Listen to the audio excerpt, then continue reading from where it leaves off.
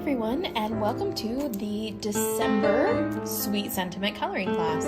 I am so excited to have you guys here today because this is the very first Sweet Sentiment stamp. The artist for this stamp is Janice Cullen from Scrapper's Delights, and this is the very first in a full series of Sweet Sentiment stamps. So let me tell you, the premise behind this is I wanted a girl that was handing out a gift that could be super, super, super versatile. So it says happy birthday, it says Merry Christmas, happy holidays, a little something special, a little something for someone special. This gift is so awesome, I considered keeping it for myself. Having a friend as awesome as me should be the only gift you need. A little something to brighten your day. And happy consumer-driven and trivial interpretation of Love Day. So you see it's got a lot of holidays covered in just this one stamp set. I did that by design so that you guys had a lot of different things you could do with this stamp set depending on how you colored it. Today, we're going to color her kind of more Christmas themed than anything. So obviously, because this is the December class, we're going to do something a little more Christmassy. So let me set that aside and show you the rest of your kit. So you get these little jingle bells so that you can make your cards. And everybody has a couple of different jingle bells. So there you go, bright red. It's going to match her shirt. Then you get this piece of twine, and yours will have a little clothespin on it. And this is just a cool little embellishment to add to your card. You can thread the little jingle bells on it and make this into your card. I've had a lot of questions lately on differences in stamping and the different inks and stuff. So I pretty much exclusively use Memento ink. And the reason is because it's a dye ink. So it's not a hybrid, it's just a dye ink, and this won't interact with your Copics. So what that means is your ink's going to stay put. It's not going to smudge or, kind of mix in with your Copics in any way. So this is Desert Sand, and I've stamped it in Desert Sand. This is how I do my no lines coloring, is the Desert Sand. I'm also going to show you, I have London Fog here. This is London Fog, so it's a little bit, it's gray. It's kind of a great transition if you are too timid to try the no lines only technique. You can use this London Fog as kind of a transition. The other one I've used is, of course, the Tuxedo Black.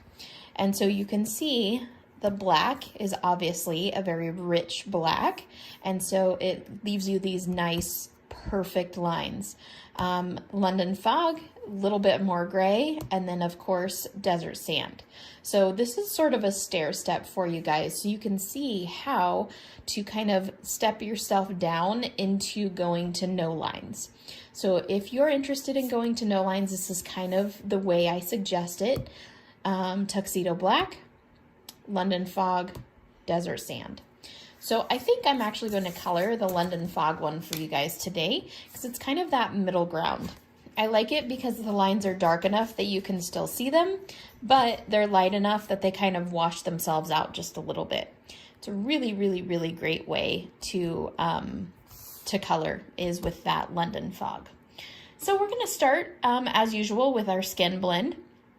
I have my standard skin blend, E04, E11, E21, E00, E000, and of course, R20. Okay, so I'm going to start with my E000. Again, I always tell you, take both caps off of your marker because Copic markers are pressurized and the ink will always go to the point of least resistance. I'm going to start, I like to kind of warm up when I color. So instead of going straight for her face where I want to be perfect and make everything exactly how it should be, I'm going to warm up by coloring her chest and her hands. Just get me kind of into the groove of coloring and something that's not quite as in-depth and detailed. So I'm going to put one nice coat across this. The paper I'm using today obviously is the Sweet Sentiment coloring paper. And I love this paper. It has a little bit of shimmer.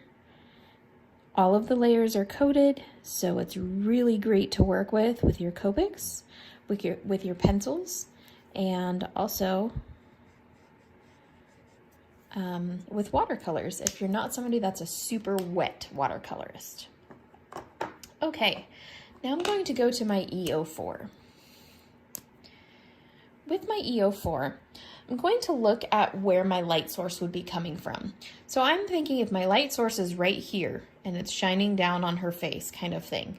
So this is where my light source is coming from and it's shining right down on her face.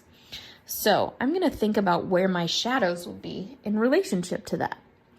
I'm going to start down here because I know that her hand would leave a shadow on her chest. And I know that the strap from her bag would also leave a shadow on her chest. So I'm just going to kind of trace around those items.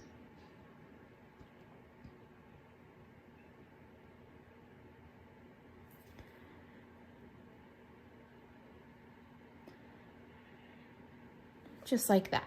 I don't want an uber thick line, but I want enough of a line that it looks like there's a shadow there. I also know that her hand is going to leave a shadow on her shoulder back here, along with her hair and possibly this shirt. Okay. I'm also going to leave a tiny bit of a shadow of as fine a line as I can make it. Basically, I'm kind of coloring over this gray line and turning it into sort of a flesh tone.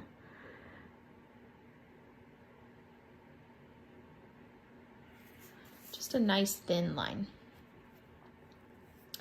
Now, I'm going to do something that's going to be really difficult for a lot of you to do, and I'm going to shade under her neck. So I'm going to start by putting a line directly under her chin.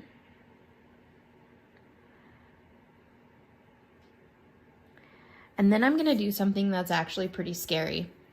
And I'm going to just kind of shade down a little bit further. I know that her chin is going to come down further and leave a shadow. It looks especially weird because her face isn't shaded in yet. So it looks even more weird than normal. Oh, and I forgot the rest of her hands. So, back here. So now the cuff of her shirt is going to leave a shadow on her wrist. And then her finger here.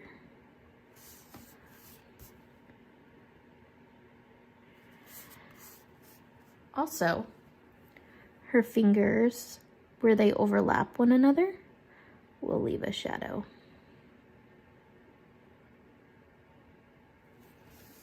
Okay, now we're going to come down here off of this little present, her little gift. And I'm just going to leave a little bit of a shadow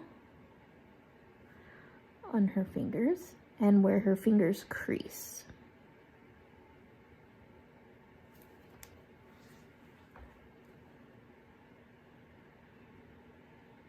Just like that.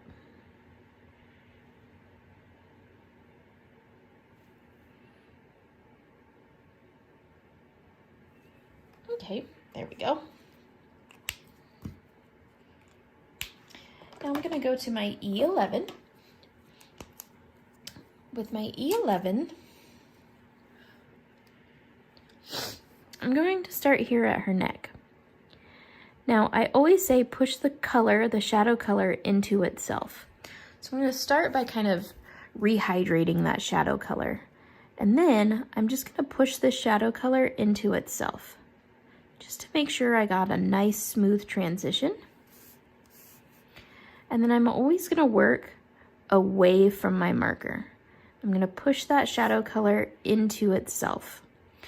The reason I do this is because, number one, I don't want to drag the shadow out any further than it already is and make my highlight muddy.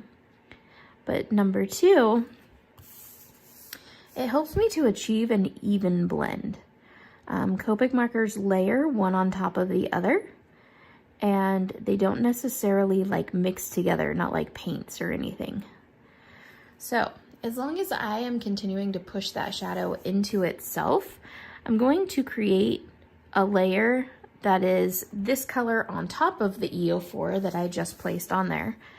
Also a super saturated area of the E11, and then a not so saturated area of the E11.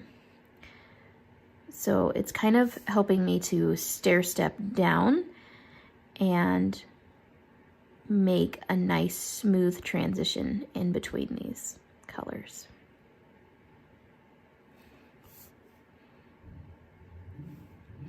Okay, now don't forget her little fingers down here.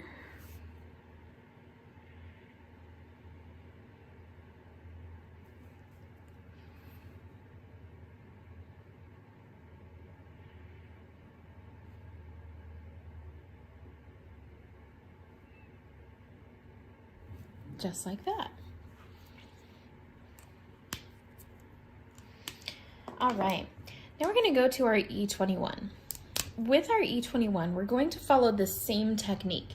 It's a lot of this repetitive motion of this same technique, but I'm going to tell you, in your color blend, your E21 is the actual color. Because it's the center color in your color blend, it's the actual color of her skin. And kind of what I mean by that is it's her skin tone without having any highlight or any shadow on it. So this is the area that doesn't have shadow. It also doesn't have highlight. Because of that, I'm also going to use this marker to kind of outline the other areas of her skin, and I'll show you what that means. I'm going to come down the back of her hand and kind of outline that. Because if you look at my hand and where the light is shining, this is shadow down here, this is mid-tone, and then this is the actual skin color, okay? So as my hand is rounded, it's going to help you to see that sort of depth.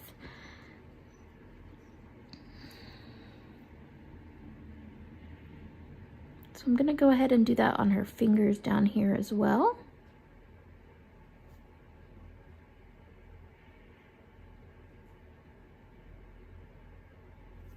Just like that. Okay. Then I'm going to go to my E00.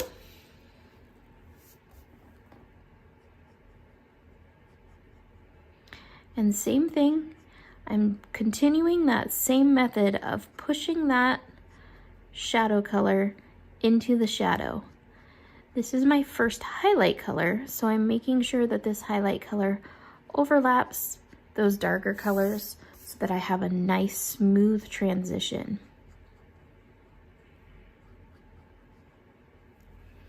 Also notice I'm not being shy about saturating my paper.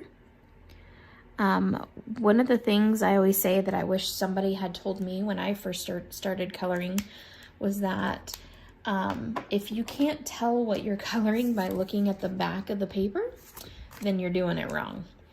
So don't be afraid to saturate your paper, especially if you're using the Sweet Sentiment cardstock. It's made in layers, so it can hold that much pigment. All right, guys, now we're warmed up and we are ready to color her face. So what we're gonna do is we're gonna keep this E000 out, and we're gonna go ahead and do a nice even coat of this E000 all around her face.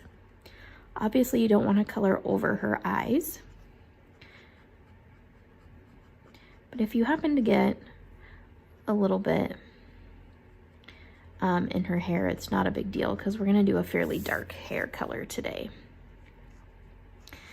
Now one thing I'm notorious for is forgetting to color the ears. So don't forget to color the ears.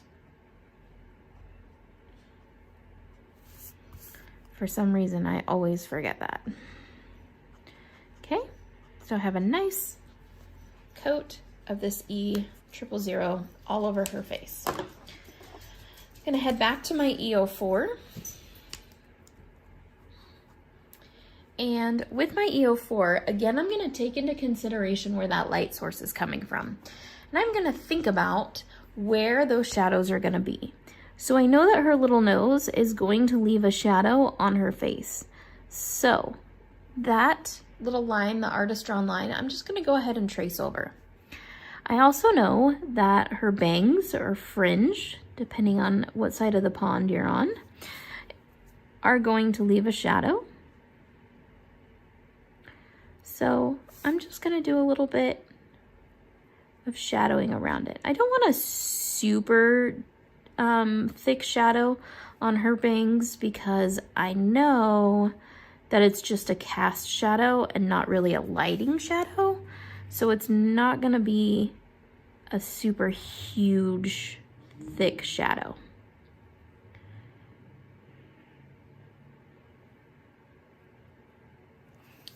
Okay.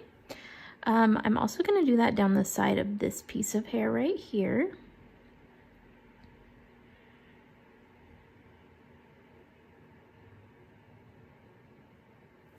Okay. I'm going to go ahead and shadow her ears since I'm over here.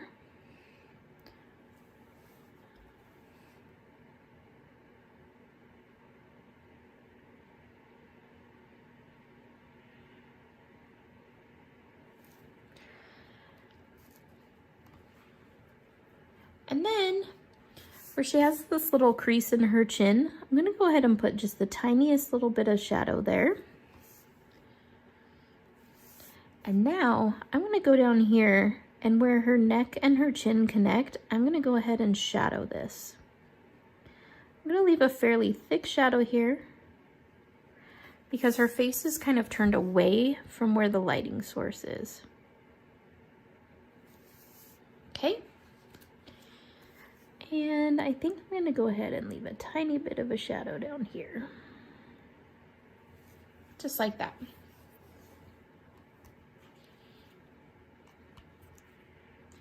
Okay, now we're gonna go back to our E11. And with our E11, again, what we're gonna do is we're going to continue to push that shadow back into itself. Always pushing that shadow back towards itself. Rotate your paper so that your wrist stays comfortable. You always want to make sure that you're coloring at a good angle for your hand and wrist. And everywhere that I left a shadow, I'm going to go ahead and continue with this E11. I'm not putting very much pressure on it. I know a lot of people were asking or saying that they're heavy-handed, and being heavy-handed is just a matter of practice. So my marker kind of skims above the paper. I don't actually push on the paper with my marker. I kind of use my marker more like a paintbrush than a coloring implement, I guess, if that makes sense. So it sort of skims above the surface of the paper and just deposits ink, kind of just by virtue. Just because it becomes close enough to contact the paper. So what I'm gonna do also with this is I'm gonna kind of outline her eyes, the shape of how I want her eyes to be. The reason I don't do that with the E04 is I don't want to make it look like she hasn't slept at all. And if you do that with the E04, you kind of end up giving them sort of red eyes. So I use this marker to start to shape her eyes.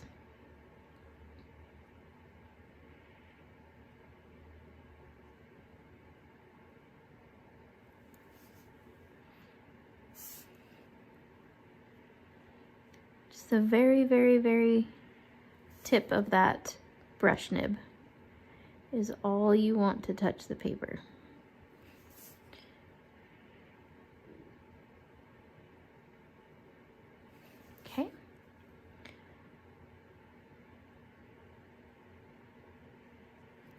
And then don't forget to shadow around her nose.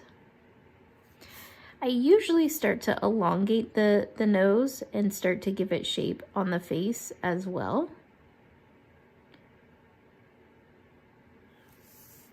Just like that.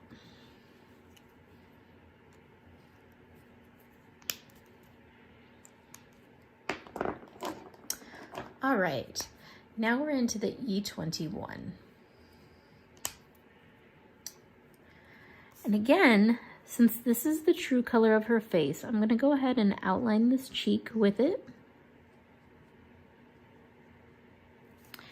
Now I know a lot of people color from dark to light. It's just a personal preference. A lot of people color from light to dark. Again, it's just a personal preference.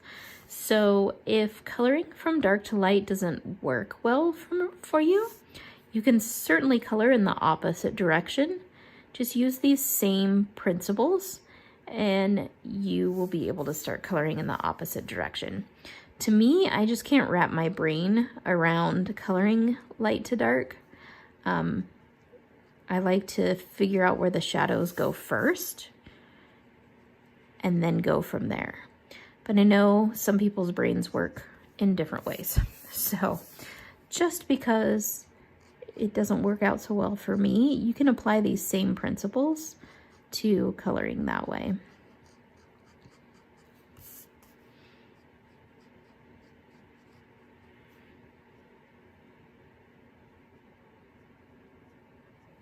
Okay. Now you can see her face is really starting to take shape. Don't forget to color her ear, of course, like I always do.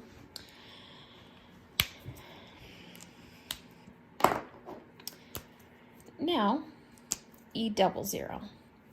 And with the E00, again, you guys notice I'm pushing, or I'm holding really far back on my marker. Reason being is I don't need a ton of control on my marker. I'm just concerned about creating a smooth transition. So the further back you have the further back your grip is on your marker, the less control you will have over your marker. So with that being said, when I do hair and stuff, I change my grip a lot. And so you will find out where is comfortable for you and what kind of grip you like to use. But I don't hold, like, I have a fairly loose hold on my marker. I don't have like a death grip on it. I'm not gripping it really hard, but I also have it further back on the barrel.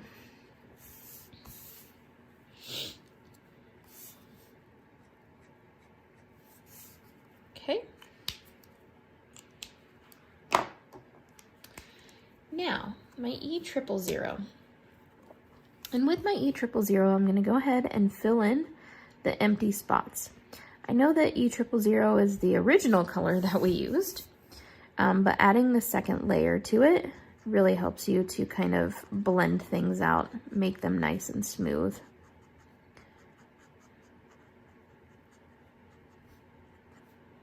Okay. With my E000 open, I'm just going to go ahead and set it there. I'm going to come in with my R20. And with my R20, I'm going to make soft kind of sweeping motions from her cheek. And I'm going to do the same thing on this side. Soft sweeping motions from her cheek.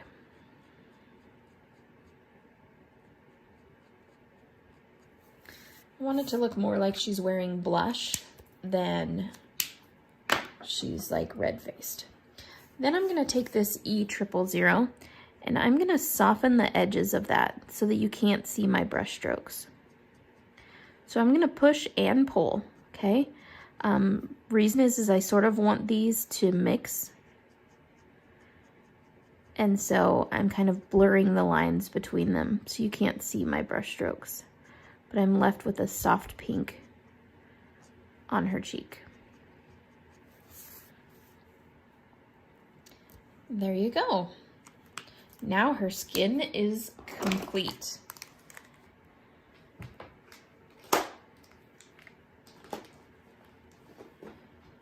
All right. So with her skin done, I generally go to the hair next. So we're gonna pull out our hair blend. You guys, I really love this blend for hair lately. It's a super fun blend, and it is markers that I think tend to get forgotten or not used very much. So it's kind of an ashy brown, like sort of a mousy brown. And I think it's kind of a trendy color right now. So I have E79, E77, E74, 71, and 70. Okay. So I think this is sort of a trendy color right now. It's definitely a good fall color.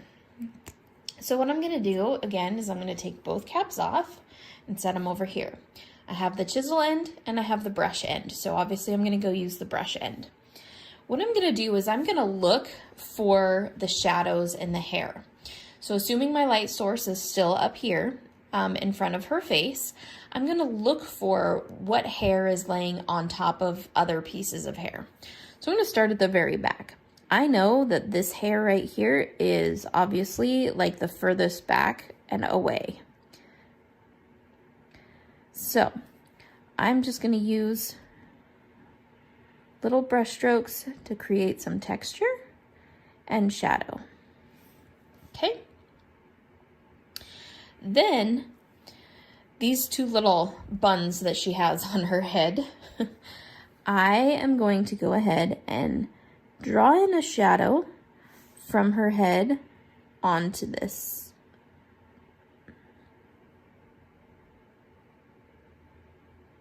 Not too thick of a line, just enough to give me a starting place from, okay? And what I'm gonna do is I'm gonna rotate this paper and see how the hair is curling in this direction. I'm gonna make sure that my brush strokes curl in that direction as well.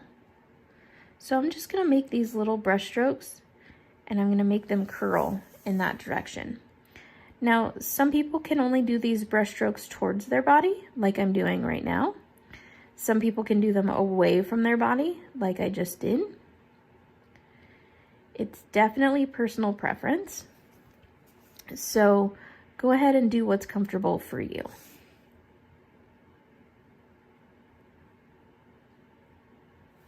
Okay. Also, I'm going to look at this and I'm going to not end these all in the same spot, but I'm going to see that this hair is kind of behind the other hair. So I'm going to kind of leave a shadow there. Okay. I'm going to do the same thing with this one.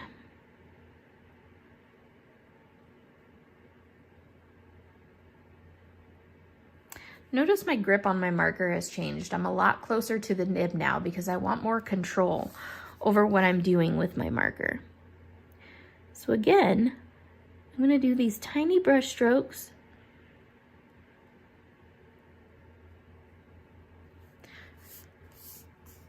And I'm going to make sure I'm following those artist drawn lines.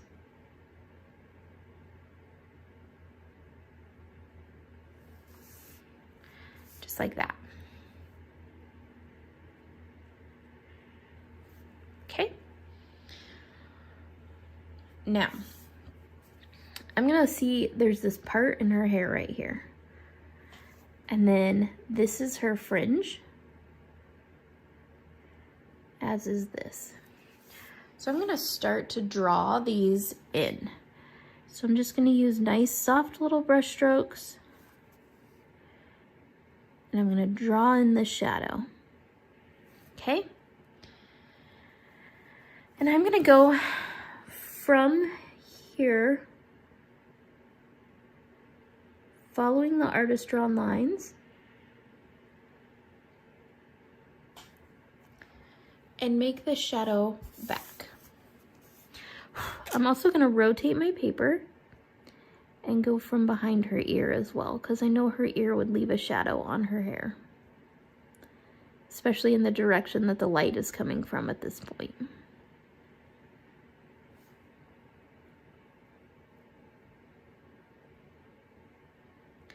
Notice I'm leaving like space in between these little brush strokes.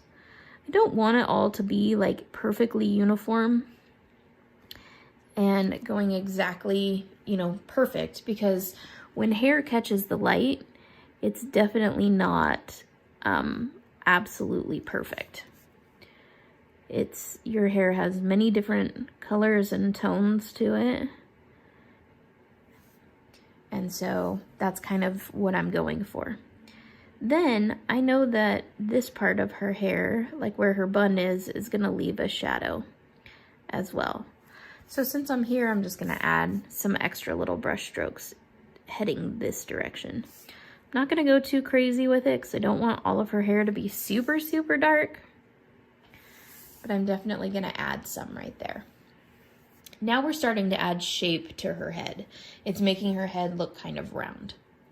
So I know this part of her fringe is in front. Again, I'm just pulling out the pieces that kind of speak to me. So this part looks like it's in front of this part, so I'm gonna go ahead and put a little shadow back there. I'm also gonna take these lines that the artist has drawn and use them to start bringing this hair down. I see that this little piece is behind, so I'm gonna use that.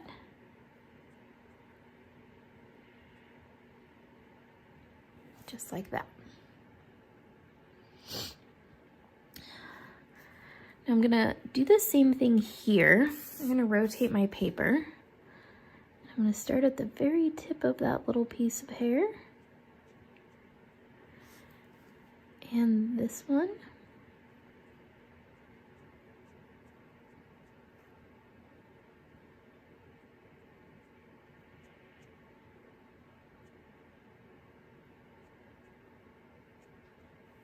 Just like that.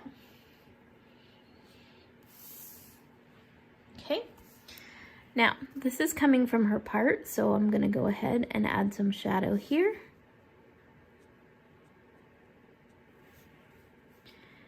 And then I feel like this part goes like that. I'm gonna add some shadow in this direction. Again, always follow those artist drawn lines in the hair or the shape of the head if there aren't artist drawn lines.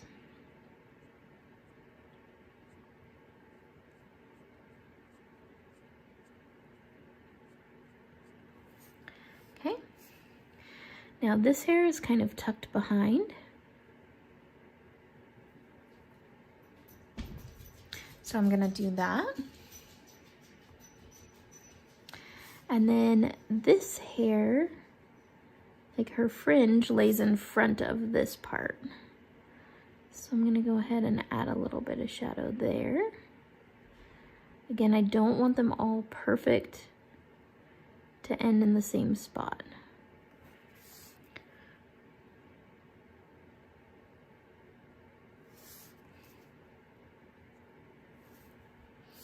I'm also gonna follow the shape of her face around because I know her little face would leave a shadow on her hair.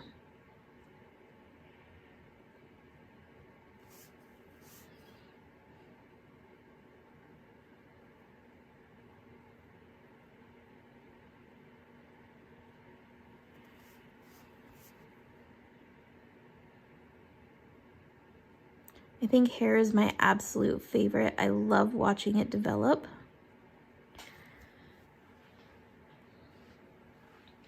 Okay, I think that's just about all the shadow I'm gonna add.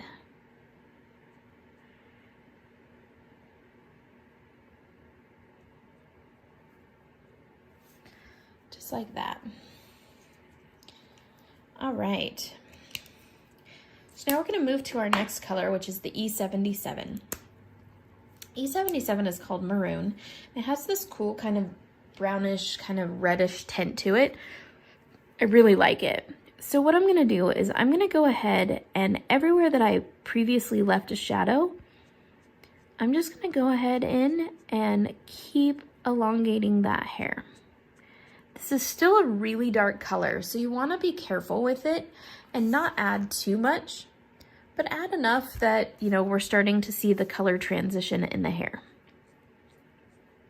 We're transitioning towards a highlight. So this is still a shadow color, so you want to be kind of careful with it, but we're extending that shadow out towards the highlight.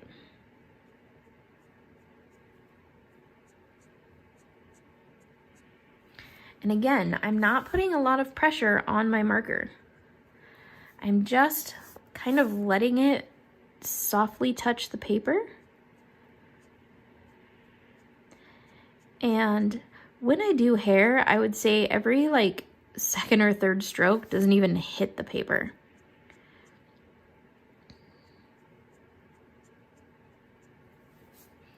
I'm also going to come down here and put a little bit of shadow on this part of her fringe, because it'll make her kind of look like she has curled her bangs some. Just like that. Same thing with this.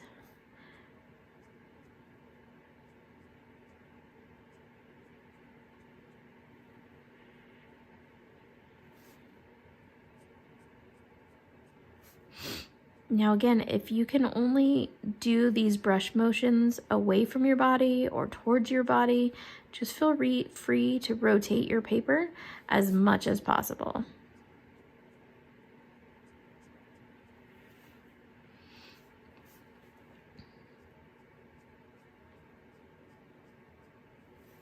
I always kind of jump around when I'm doing hair too. I should create like a method, but I never do. I always just kind of go from piece to piece and wherever the mood strikes. So if you're a little more analytical about it, more power to you.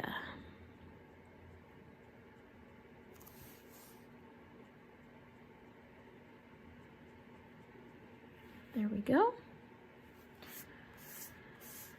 Rotate this way.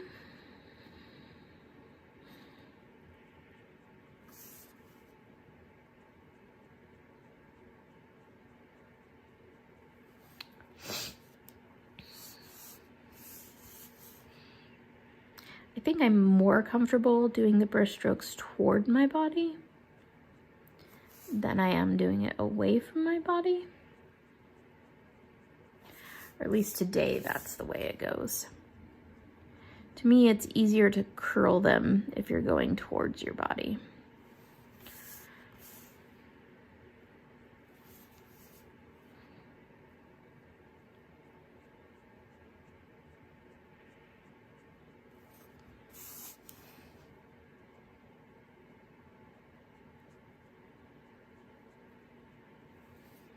All right.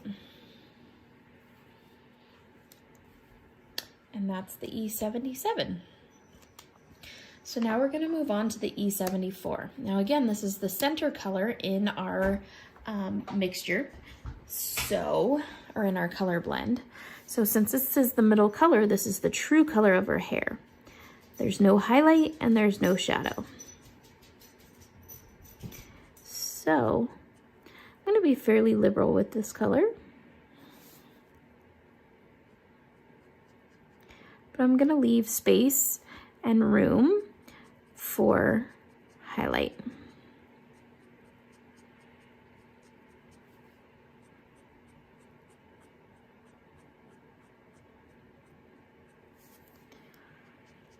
You also want to make sure that when you're doing hair, you're not oversaturating your paper. I know in a lot of instances I say to go ahead and oversaturate your paper. This is not one of them. Reason being is you're creating texture. Your whole point here is you're creating a lot of texture with these tiny strands. All these brush strokes are simulating individual strands of hair. So if you oversaturate your paper, you're going to lose that texture. And you don't want to do that. So if you are heavy-handed, practice your brush strokes a lot. I practiced my brush strokes a lot. I colored anything and everything that had a ton of hair when I was first learning hair, because I really wanted to get those brush strokes down, and I wanted to be able to really create that texture. So that's what I did.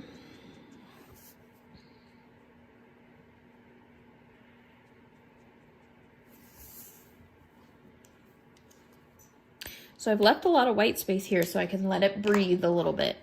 This E71, I'm going to go in now and I'm going to start covering this white space. Not all the way.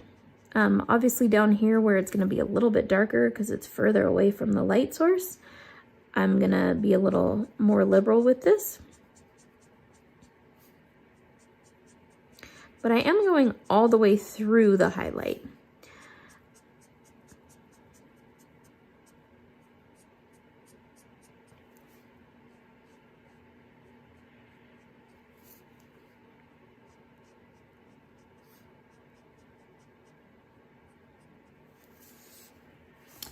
I love watching hair color develop. This is the coolest to me.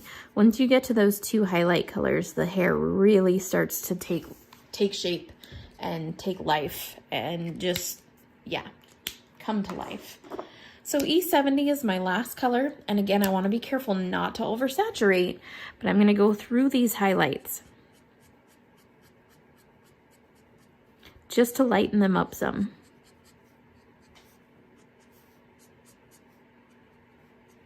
Now, if you have oversaturated, you can definitely go in and do a second layer, a second coat, and that will help you to gain back some of that texture.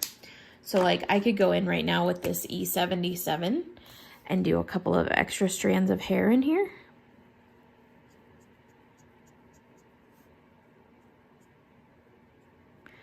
Where I've lost a little bit of the texture.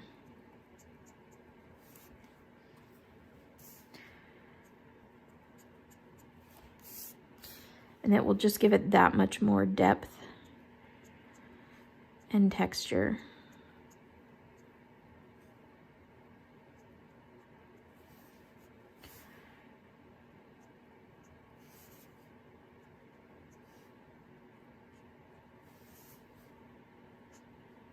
And you run the risk of doing things like that, leaving a big line.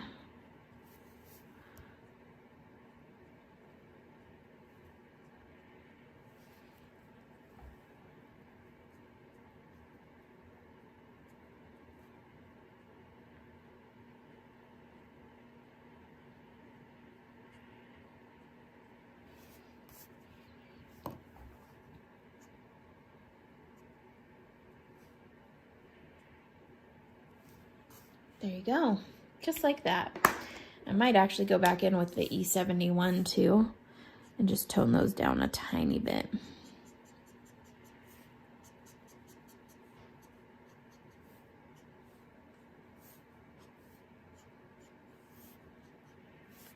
There we go. All right, now her hair is finished. Okay, so generally speaking, where I go from here is like kind of the point of least resistance. I think to myself, you know, what's the next biggest thing that biggest bite that I can chew kind of thing. I like to create these pictures where like I'd like to take pieces of them and make it so that it's more tolerable. If I look at this whole image, I go, oh my gosh, it's so busy, I don't know what to do, and then I get inside my own head and I get all nervous and scared and all that stuff. I don't want to do that to myself. So I'm going to take this piece by piece by piece, and the next piece that I think that I can do is the jeans. So I'm going to pull out my favorite jean blend. I have B99, 97, 95, 93, and 91. Those of you that have been with me for a long time know this is my favorite denim blend. It's kind of my favorite blue. It's just a really good all-out kind of blue blend. So I'm going to start with my B99. With my B99, I'm again going to take into account my light source. So I know that her belt is definitely going to be leaving a shadow across the top of her jeans here. So I'm going to go ahead and leave a shadow here.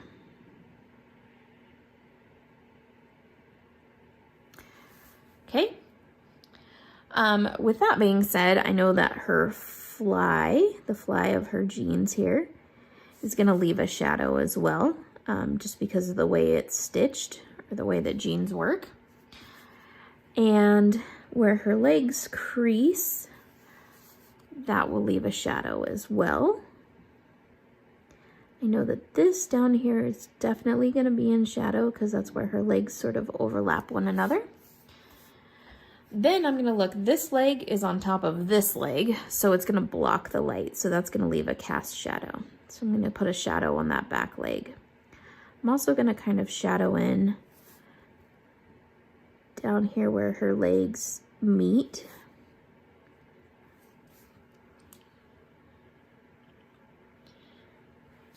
I know that her little bag here is going to kind of block the sun or the light, so I'm going to kind of create a little shadow there. Now, jeans, the way they're sewn, generally have like a raised seam where they overlap. So I'm going to go ahead and leave a shadow across this seam. And then underneath this pocket, she has cargo jeans. Now, if you're coloring no lines, you can actually get rid of this pocket entirely. That's kind of the point of no lines, is that you can alter things. If you're not coloring no lines, you really can't. The back of her pants are going to be in shadow just because they're furthest away from the sun. But I'm going to leave a little bit of it without this dark of a shadow, okay?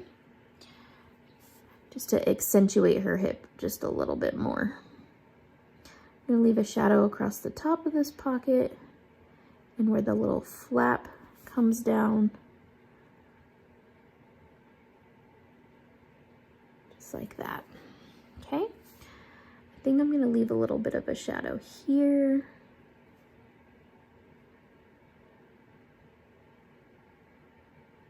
Okay, now don't forget about her belt loops. I'm going to go up onto her belt loops just a little bit.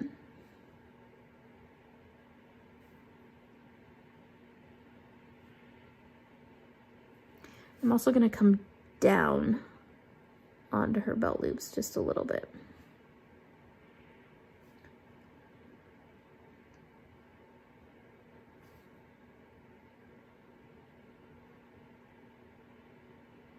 I just realized I didn't color her stomach.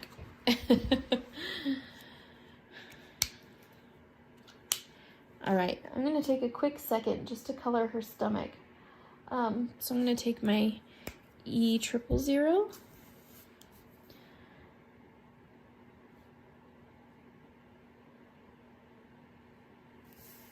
Try not to hit that blue if you're coloring this later like me. If you watch the video first and then color second, color her stomach when you're coloring the rest of her skin tone. This is E04.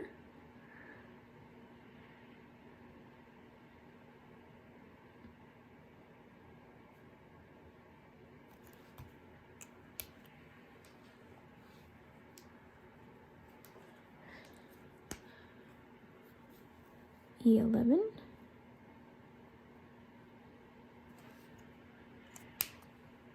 I'm actually going to skip to E00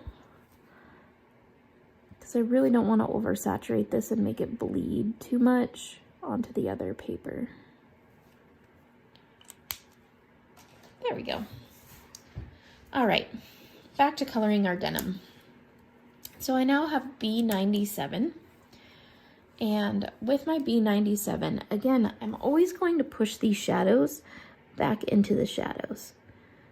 This is still a fairly dark color. Well, it's actually really dark. So I'm going to be careful on how far out I come with it.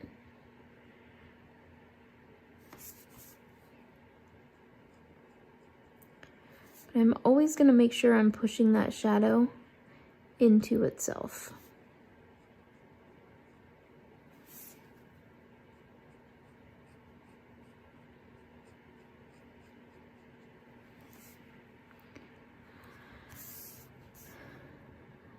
Around her fly, again pushing that shadow down. I'm gonna curl this over for the way that her jeans would crease. Adding those little lines there. Any detail that you add is just gonna make this look even better. Like, it's gonna just add to it.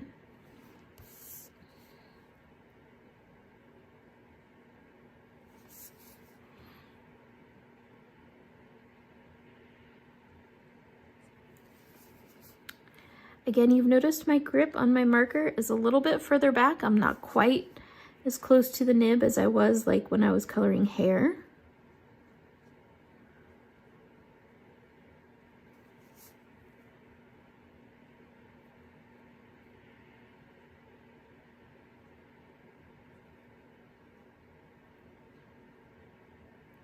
Because I don't need quite the same amount of precision.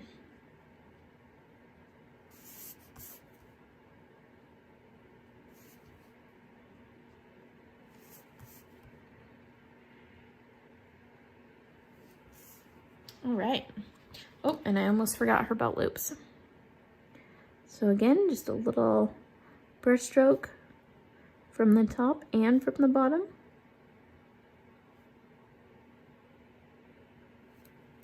To create those little belt loops. Okay, now we're gonna move into B95. And feel free, if I color too fast for you, feel free to pause this video, rewind it, stop it, start it, go again. Go get a cup of coffee or a glass of wine, come back. Anything that you need to do to make coloring a good experience for you. I try to color fairly quickly in these videos just because I don't want the videos to end up being 3 or 4 hours long. So if the video is moving too fast for you, please feel free to pause it and catch up.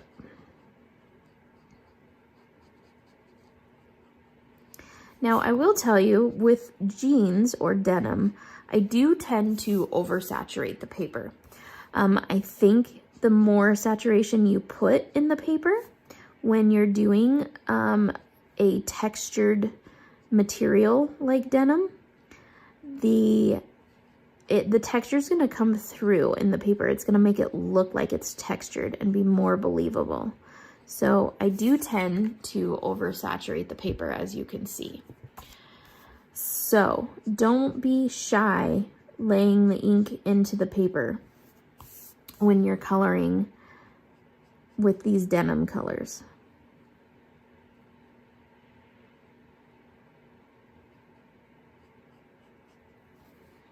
Because I am definitely not shy when I do that.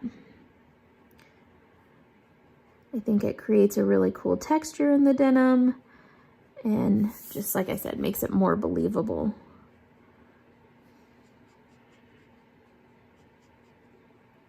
Now, I know that her legs just kind of end because she's meant to be, you know, kind of cut off there. It's just a upper body image. So I just kind of colored down past the stamp so that when I trim it at the end, when I'm done coloring it to place it on my card, I know that I don't have to trim it like perfectly on that line. Now I'm going to my B93. My B93, I'm going to take a lot of caution here to really, really try to make sure these are all blended well. Because when I come in with my B91, which is the last color in this blend, it's just a highlight color. So don't want to leave a ton of space because it's really, really, really, really light. So I just want that B91 like right in the extreme highlights. So I'm pretty liberal with this color, the B93.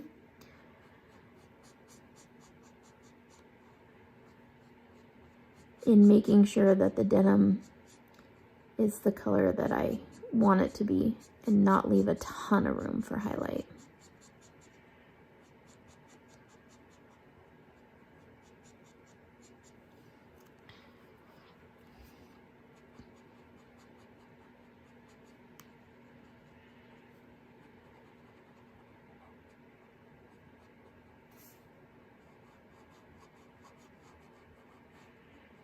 And my B91 will actually wash away some of this B93. It can kind of dissipate it, push it out of the way. Sort of, I use it sort of how a colorless blender would be used. So with my B91 now, I'm going to come into these highlights. And this is where the real oversaturation happens. So I'm kind of washing out these highlights on purpose.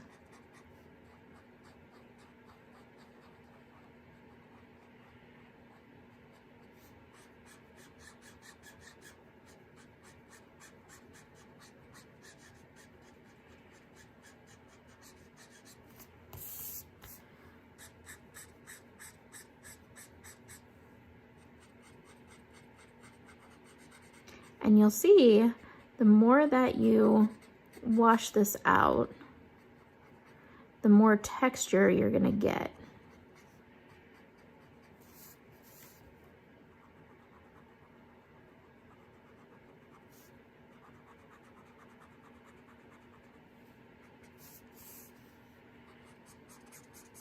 All right, and you can see how saturated that is.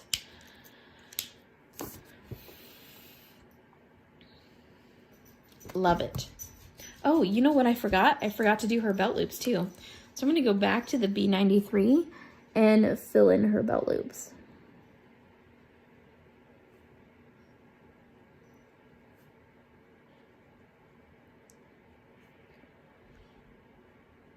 You notice my grip on my marker is really, really close because I want a lot of control. There we go. All right. Now her belt loops are done. Okay, so I guess the next largest thing to do here is her shirt. So if you guys are ready, I'm ready. Let's do this. So what I'm gonna do is I'm gonna pull out a red blend that I love. It's a super bright red blend. So I'm gonna show you that. I have R39, R29, R27, R24, and R14. This tends to go into like an orange red. I like the orangey based reds, so that's kind of where we're going with it. So R39 first is our shadow color. Again, we're going to try to remember where our shadow is coming. So I'm going to look, I know that this arm is extended, and so it's going to leave a shadow onto her chest. I know that wherever this box overlaps her shirt, it's going to block the sun and cast a shadow.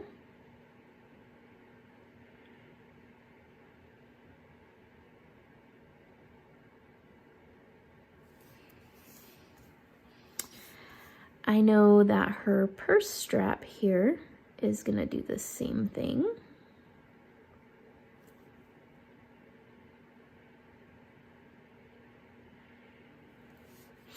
And the rest of this box is also going to leave a shadow.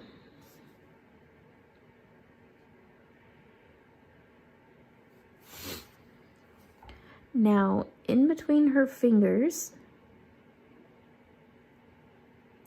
you have to be really careful. And I'm not going to go down her fingers because I don't feel like her hand is close enough to her shirt to leave a shadow like that. So I just know that that solid box is going to cast a shadow down on her, but I don't think each individual finger is going to cast a shadow down on her.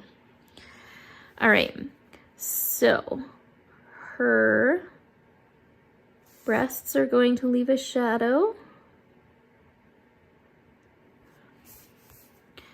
And this side of the purse strap.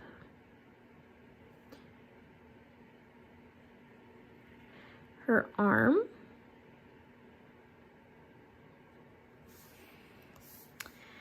Where her arm creases. And where her hand is covering her shirt. Okay, so I went through and I picked out all of the obvious shadows. Notice I haven't totally like outlined her shirt, but I've picked out kind of obvious shadows. I know that the bottom of her arm is gonna be further away from the sun, so I'm gonna go ahead and shadow that. If I were to just outline her shirt, it would definitely take away from the fact that we're creating a 3D image here, or trying to create a 3D image and create dimension. So I don't want to just outline her shirt per se.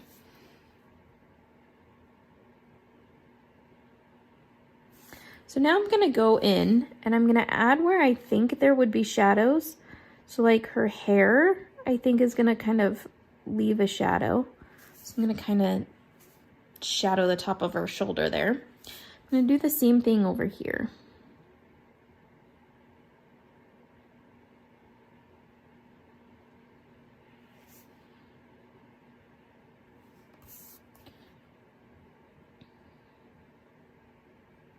Okay, just like that. Now I'm also going to curve the shadow down by her purse. Just because I think it's more pleasing to the eye when you don't have a perfectly square shadow. Okay, so that's really all I'm going to do with this darkest marker.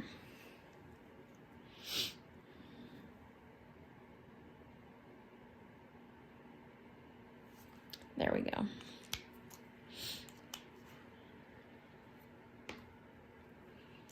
All right, now I'm going to go to the R29. R29 is considerably lighter than the R39, but they do blend well together.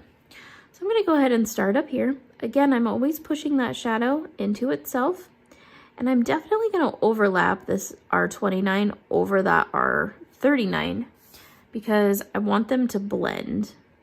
So I'm going to brighten that R39 with this color. So if I just leave it like this, I haven't layered this color on top of that one, so you can definitely see the transition in them. But if I layer this color on top of the previous one, then it creates more of a blend. A nice soft transition, because you're seeing that darker color through the lighter color.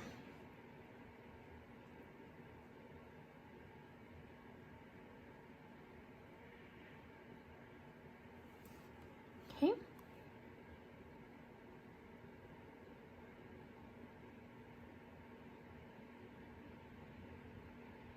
Again, I'm always pushing that shadow color back towards the shadow, so I don't want to drag that into my highlight.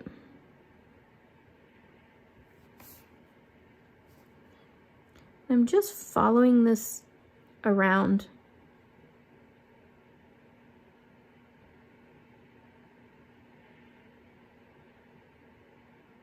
So that I don't forget anything.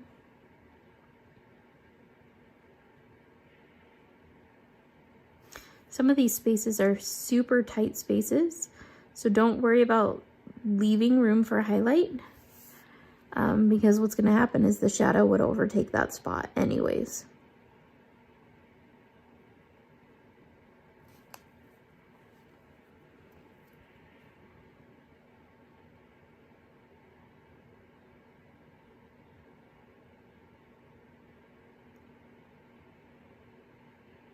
Be very careful when coloring in between her fingers, so you don't want to end up with red fingers.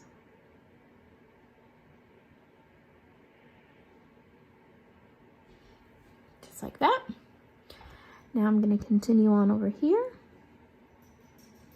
My R29 is starting to get a little bit tacky because I use it a lot.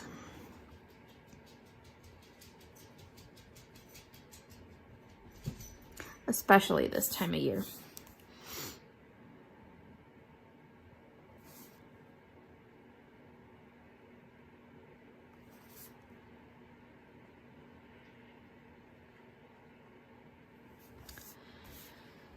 There we go. Now, R27. And I'm going to do the exact same thing. I'm going to come back up here, start at the top.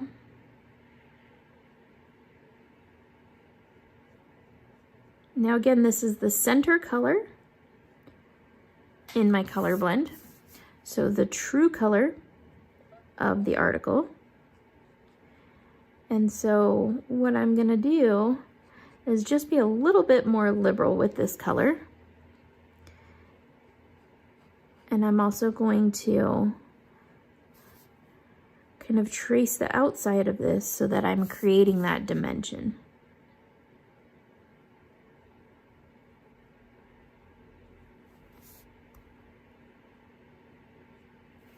Okay, just like that.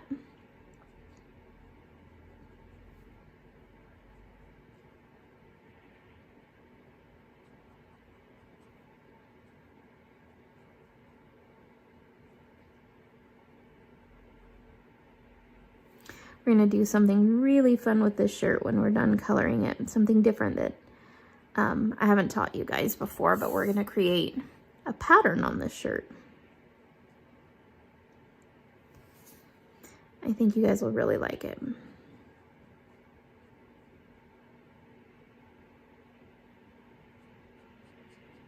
Okay. And don't forget down here by her stomach.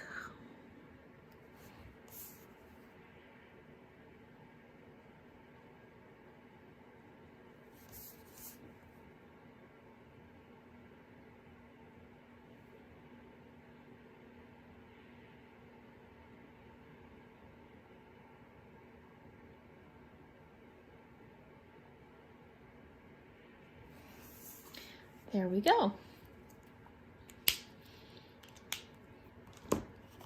Now R24.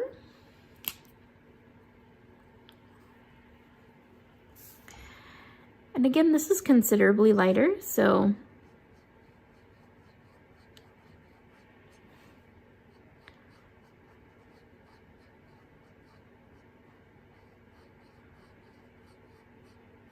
I'm going to make sure that I'm saturating, covering.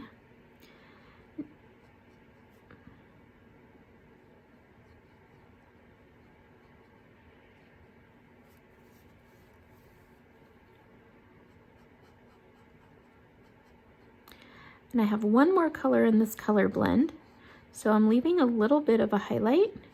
But if you notice, I'm saturating this area around where the transition is, where that other color is. And I'm saturating it, and then I'm going kind of over the top really lightly with this.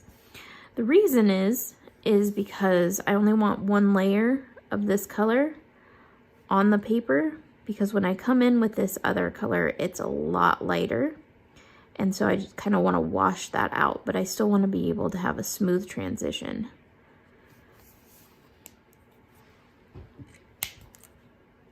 So I'm just sort of laying a base down for it. So with this R14, it's a lot lighter than the R24. So I'm going to go right down the middle of that highlight.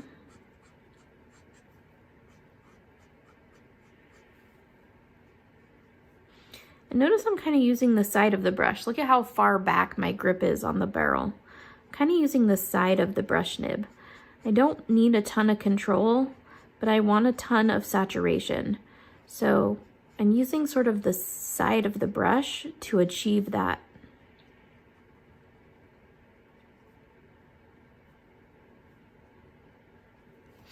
There we go.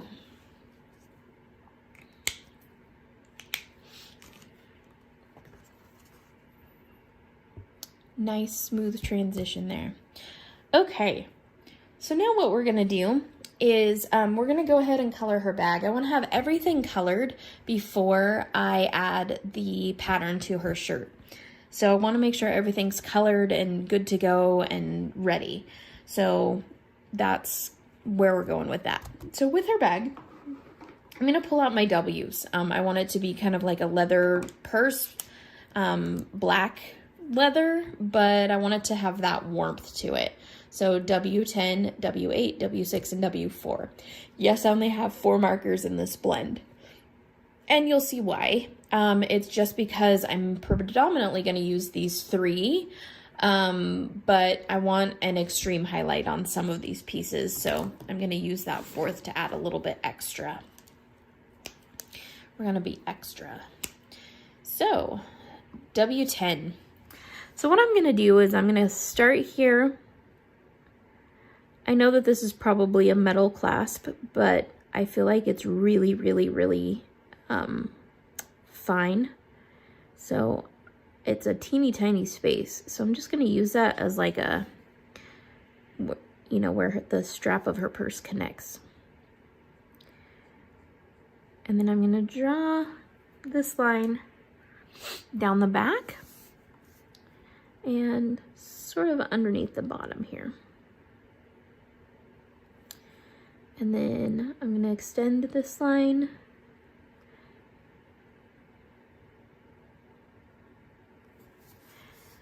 and I'm going to follow her body around because her body would leave a shadow. Always thinking about where those shadows go, where those shadows belong. Now I'm going to come out from underneath her hand with the tip of this marker. I'm just using the very, very, very fine tip of this paintbrush, brush nib, so that I can get, you know, all the way up where her hand is and not leave too much, like not trace over her hand. But I want to leave a shadow in there. I'm going to do the same thing up there. Okay.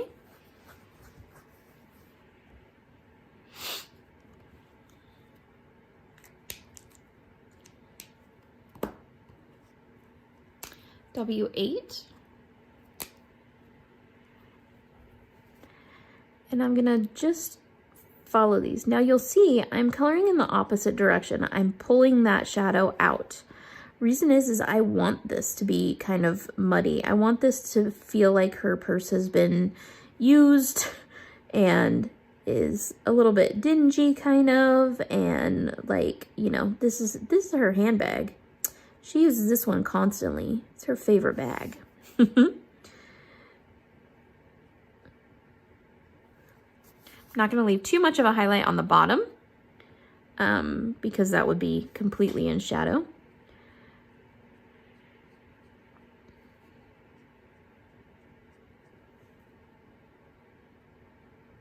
And then just continuing in on that purse strap. There we go. Now W6. W6 is considerably lighter. I'm going to use this one to go around the outside. And again, I am pulling that shadow out into the highlight because I want these to mix well.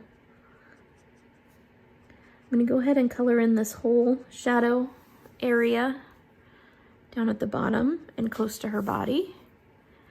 I'm also going to come down this purse strap and come up this purse strap, and I'm leaving a little bit there. You want to make sure you're not pulling any of the red into her purse strap either, so try to be careful to avoid the red. And you see I'm leaving just a little spot for that highlight. I just want to extreme highlight, like right where the sun would hit it. So now I have this W4. I'm going to go ahead and I'm going to go from the center of the highlight and push them back out because I want to leave a highlight and I don't want to muddy that. Again, from the center of the highlight and push them back out because I want to make sure I leave a highlight and not muddy that.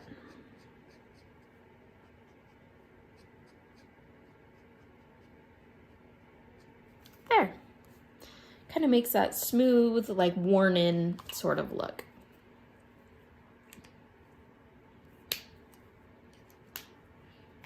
All right.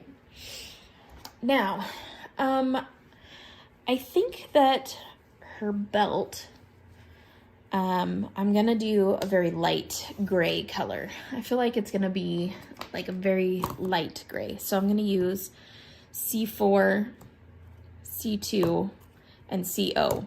I'm also gonna use these colors on the box. So they're sort of gonna match.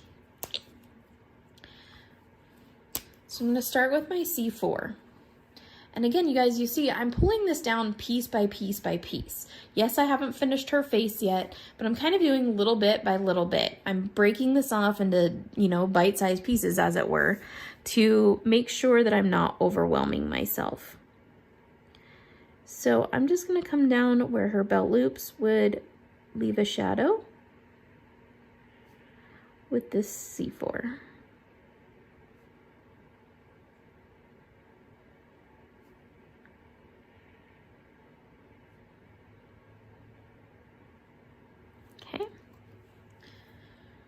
I'm going to put a little shadow around the button too.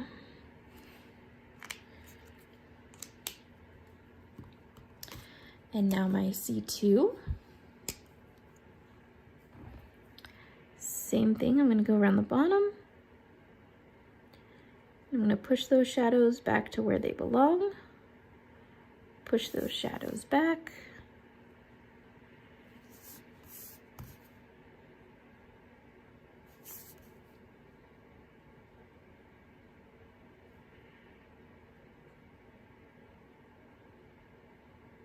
Same thing, always pushing that shadow into itself.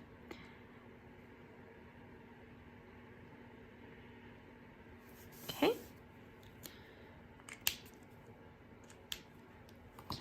And then the CO. And again, always pushing that shadow back into itself. I am going to leave that highlight area white, because I'm going to come in with my colorless blender and blend this out just a little bit further. I love my colorless blender. It's like my favorite marker ever. And I'm going to use this colorless blender, and again, I'm going to push those shadows out into those shadows.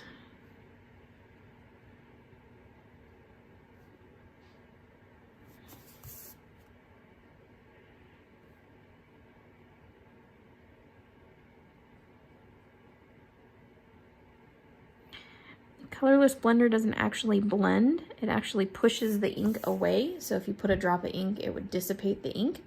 That's what we're going for. All right, now we're gonna color this box.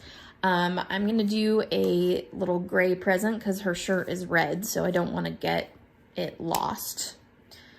So I'm gonna start with my C4, and I'm gonna go around the bottom of this bow.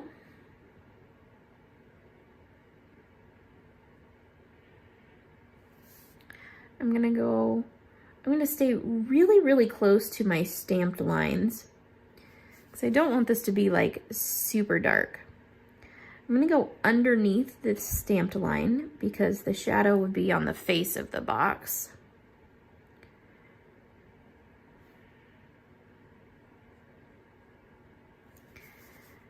And then this bow is gonna leave a shadow this direction because it's blocking the sun.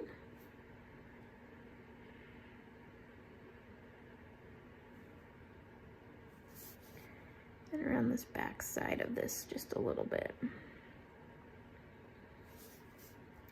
gonna come down this way just a tad. Notice I didn't specifically like outline the whole box. I just did where I think the shadows would fall. Now I have my C2. Again, I'm gonna push these shadows to where I think the shadows belong. I'm using a slight back and forth motion to do this. The reason I'm doing that is because I want to saturate the paper so that I can make a nice smooth transition between these, a nice smooth gradient.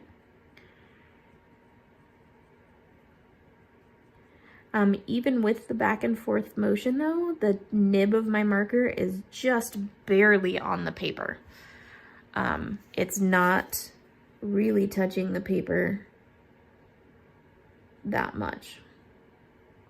So I don't have it like this on the paper where it's leaving a big spot. I have it like this on the paper.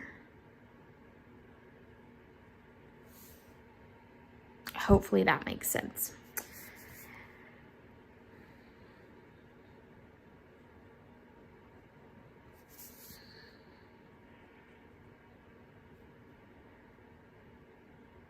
Just be careful not to pick up the red from her shirt with the nib of your marker. It shouldn't bleed on you, but if you happen to touch the nib of your marker to that red, then of course your whole present's gonna turn pink. So C0 is where I'm at now. And again, pushing that shadow into the shadow, and I'm leaving that highlight area completely white because I'm gonna come in with my colorless blender and kind of blend these together.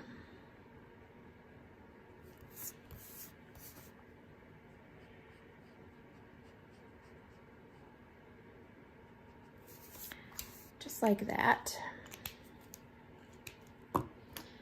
And now my colorless blender.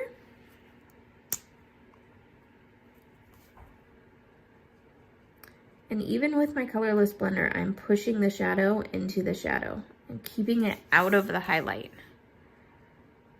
Pushing it back into itself and keeping it away from the highlight.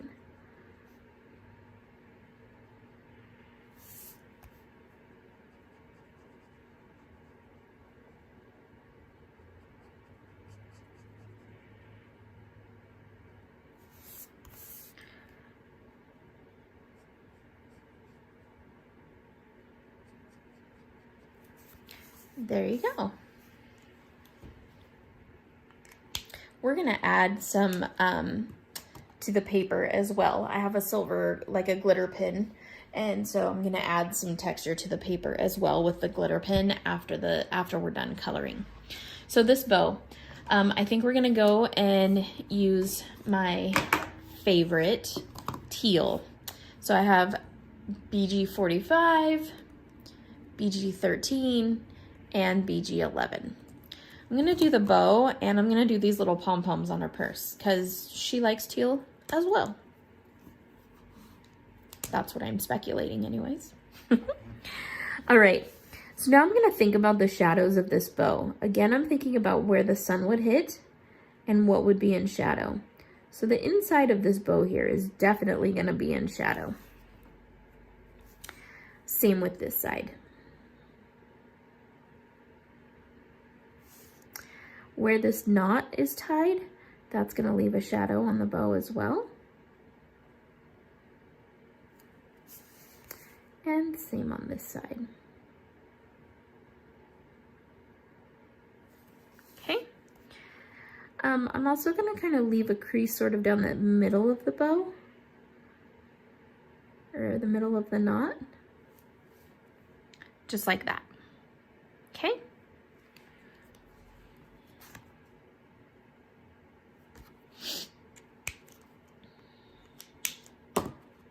Now I'm going to come in with the BG13. And again, I'm going to soften that up. This is fairly tonal. It's really close to the same color. So I'm going to use it sort of sparingly, but I'm just going to kind of add a little bit more to what I've already shadowed.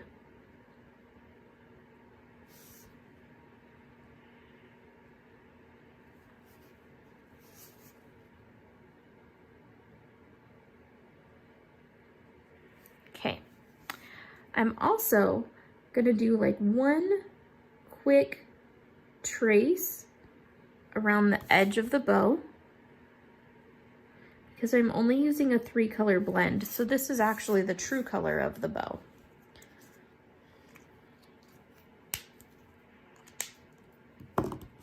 Then this BG11 is the highlight color. And again, I'm going to push that shadow towards that shadow. That's what's going to keep that nice, clean highlight area for me.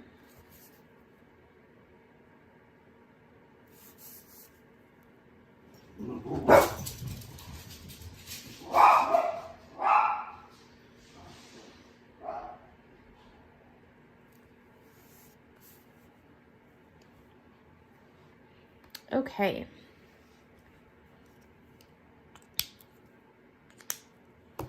Now, like I said, I'm going to color the little pom-poms on her purse. So BG45 again.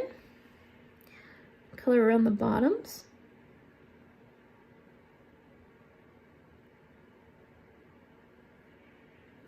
And where they're touching her bag.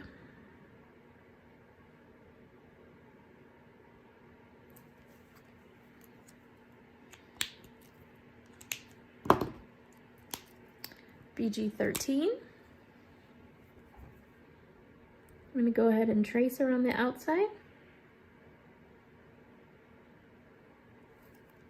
leaving that highlight in the center.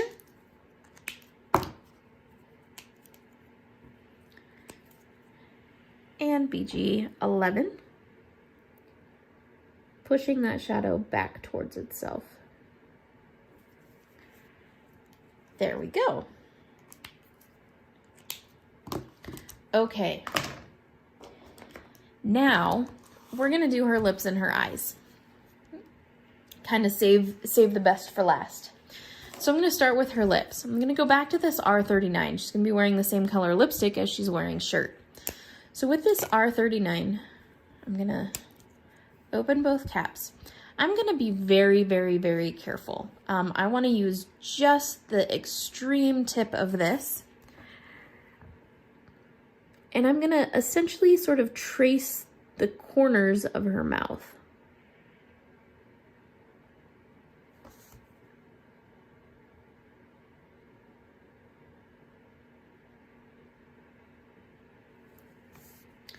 Just like that.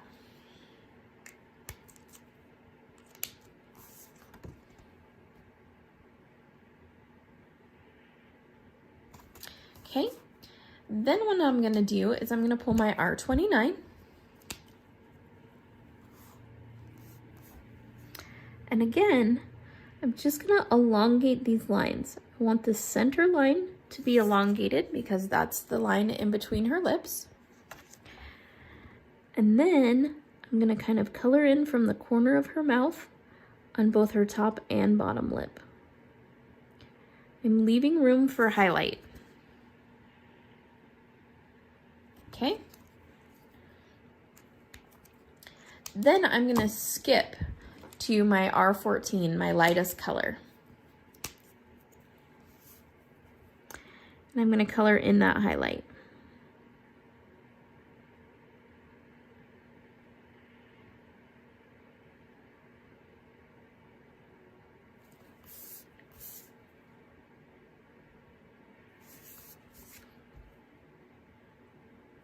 And now she has red lipstick on. The reason I skipped to the R14 is because there's really not enough room in her lips to do all 5 colors. And because I want it to really show that there is a highlight and a shadow. So if I were to stair step with super close colors, it really wouldn't create that highlight. Now what we're gonna do is we're gonna do her eyes. I love doing eyes. You have to be a little bit patient with yourself though, because eyes take a minute to develop. So I'm going to use my B99 and my B91. I'm going to use YR14, E15, and G000. When you're doing eyes, you still want to think about your color spectrum. Okay, she's gonna have hazel eyes. That's why there's tones of blue, brown, yellow, and green. So I have all these different tones because I want her to have hazel eyes. What I'm gonna do is I'm gonna start with my multi-liner. This one's 0.03, so you can see it's a very, very, very fine point. And I'm going to just color in her pupils. That way I know where I'm starting from.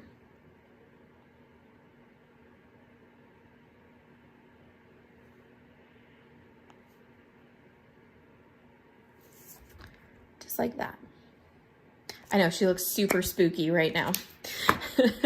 Super spooky. I'm going to take my B99, which is my darkest color in the blend. I'm going to take both caps off, obviously, so I have a lot of control over my marker and my ink. and how much ink is coming out. I'm going to start from the pupil and make little brush strokes out towards the edge of her eye. Some longer, some shorter. I don't want them completely uniform. I'm going to do the same thing with this eye. I know this eye is partially obstructed from the way her face is turned, and that's okay.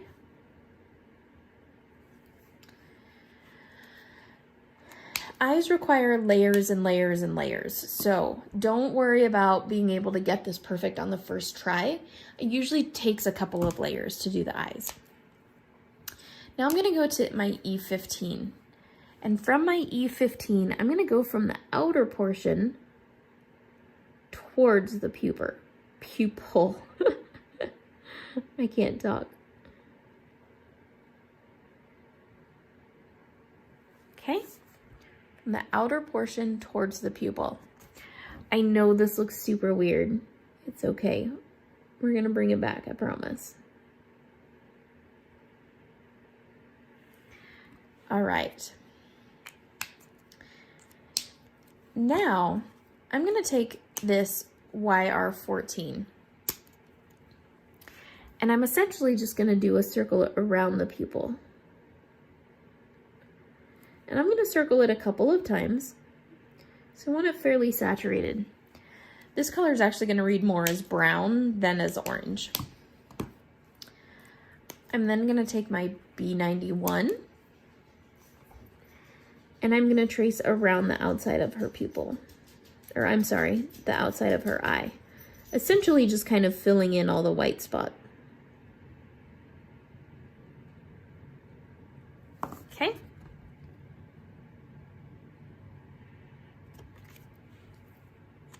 Now,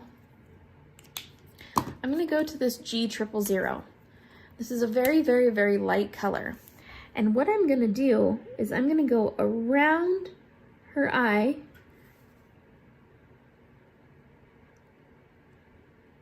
so that it dissipates all of those colors in the center, leaving dark on both the outside and near the pupil.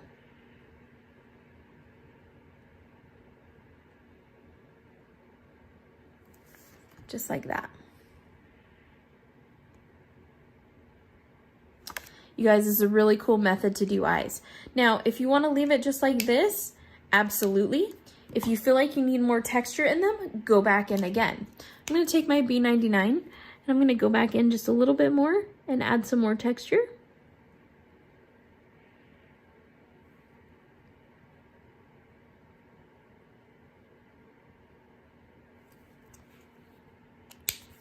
I want a little more yellow, so I'm going to take this YR14.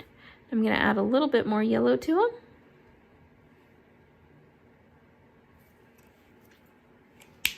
Then I'm going to go back to my G000.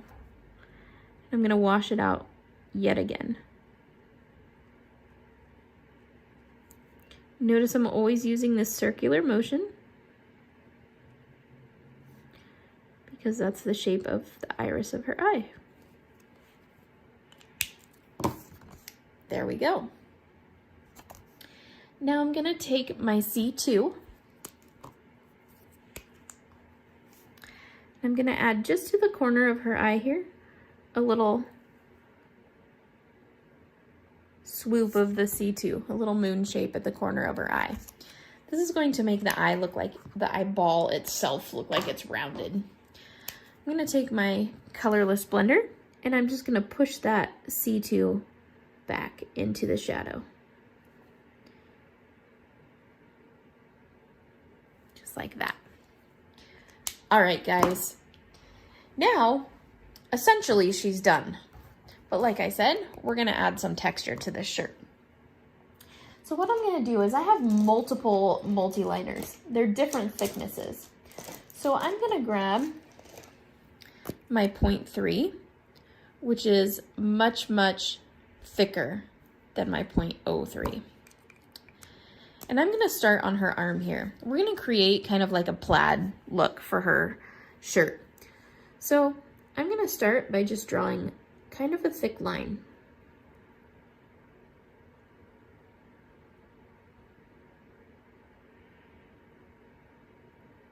Okay, one line down her arm.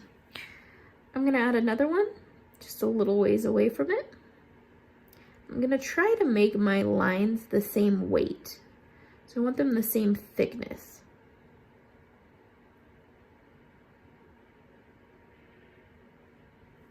Okay. I'm gonna add another one over here. This one's gonna come all the way down.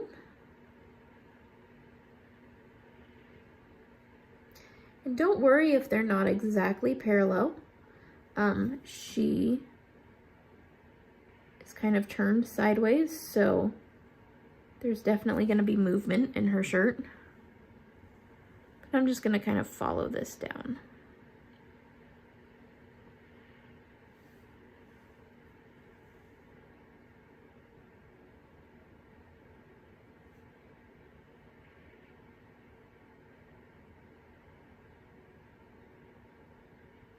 Okay, and ever so often you just want to add another line.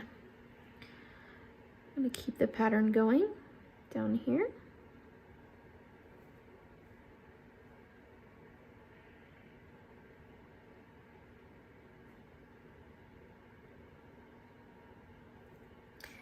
Now this one's a little bit difficult because the way her arm is tilted. So I'm actually going to come back here and I'm going to start this one on her shoulder, just because it's easier for me to wrap my head around it there.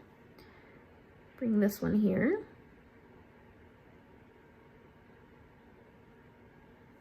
Then this one I'm going to kind of like turn just a little bit.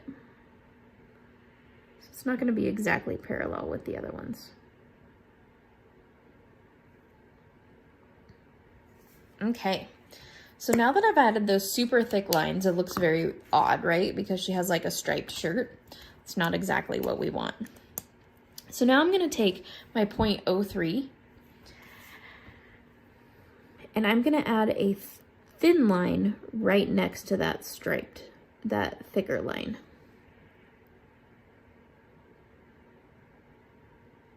Very skinny line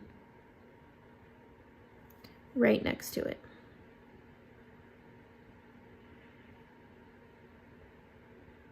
This is what's going to create that pattern.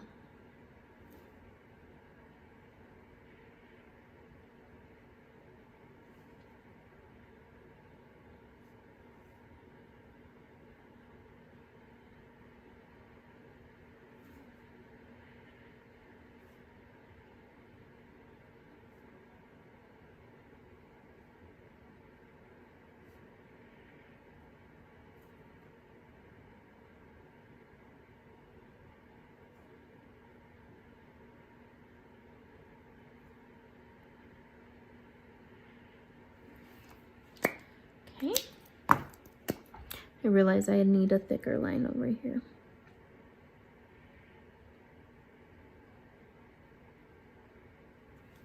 Okay.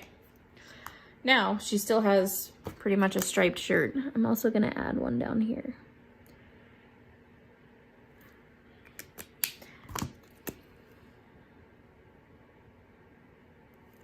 And we don't necessarily want her shirt to be striped. She's not wearing a candy cane shirt. So I'm going to go ahead with this thinner one. I'm going to turn her this direction. And I'm going to run lines perpendicular to what I just drew. And this is going to create that plaid look.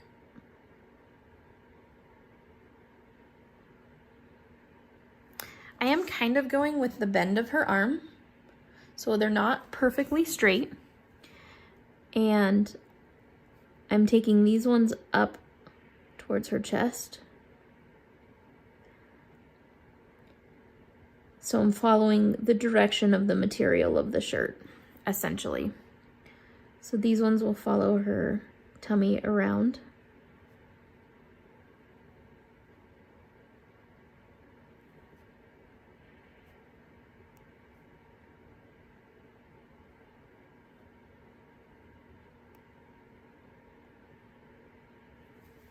like that. These ones will come around this way. Again, following the direction of her shirt, of her body. These ones will come this way.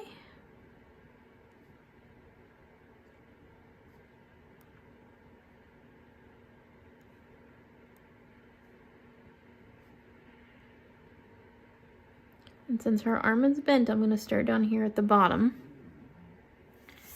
I'm going to turn her this way because I feel like it. And I'm not going to go directly off of these. I'm going to go a little bit. I don't want them to match up perfectly on her arm. And there we go. Now she's wearing a plaid shirt. How cool is that? So there's one last thing I like to do with the multi-liner, and that is outline her eyes. So I'm going to use this as like an eyeliner. And I'm going to go around both the top and bottom of her eyes. I do this because I like to make the eyes kind of pop. And I think that this really helps to add kind of personality and pop to those eyes. So I've outlined them as if she was wearing eyeliner, and then I'm going to add a few eyelashes.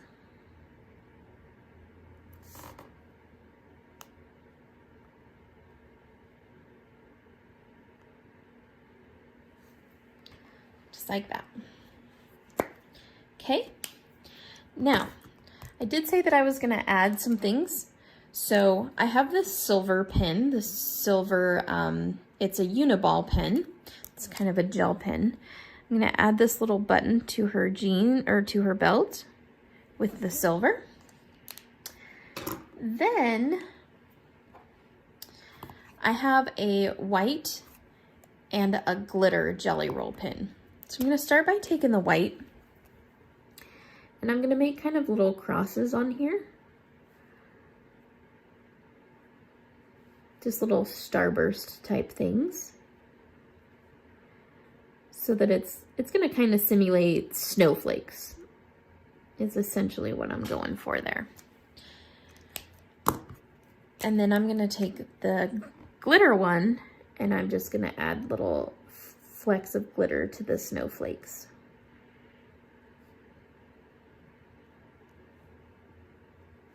And some little spots in between.